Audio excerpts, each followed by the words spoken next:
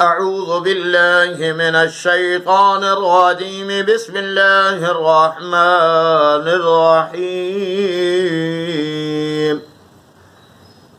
أولئك على هدى من ربهم وأولئك هم المفلحون. إن الذين كفروا سواء عليهم أأنذرتهم أم لم تنذرهم لا يؤمنون. ختم الله على قلوبهم وعلى سمعهم وعلى أبصارهم غشاوة ولهم عذاب عظيم. ومن الناس من يقول آمنا بالله وباليوم الآخر وما هم بمؤمنين. يخادعون الله والذين آمنوا وما يخدعون إلا أنفسهم وما يشعرون.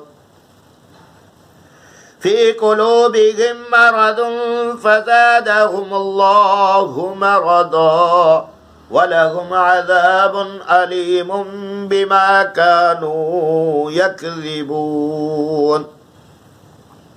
وإذا قيل لهم لا تفسدوا في الأرض قالوا إنما نحن مصلحون. ألا إنهم هم المفسدون ولكن لا يشعرون. وإذا قيل لهم آمنوا كما آمن الناس قالوا أنؤمن كما آمن السفهاء. ألا إنهم هم السفهاء ولكن لا يعلمون.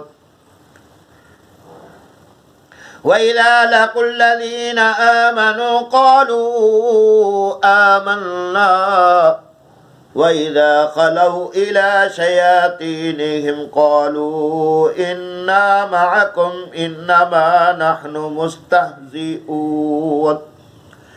الله يستهزئ بهم ويمدهم في طغيانهم يعمهون. أولئك الذين اشتروا الضلالة بالهدى فما ربحت تجارتهم وما كانوا مهتدين. مثلهم كمثل الذي استوقد نارا فلما أضاءت ما حوله ذهب الله بنورهم وتركهم في ظلمات لا يبصرون. صم بكم عمي فهم لا يرجعون.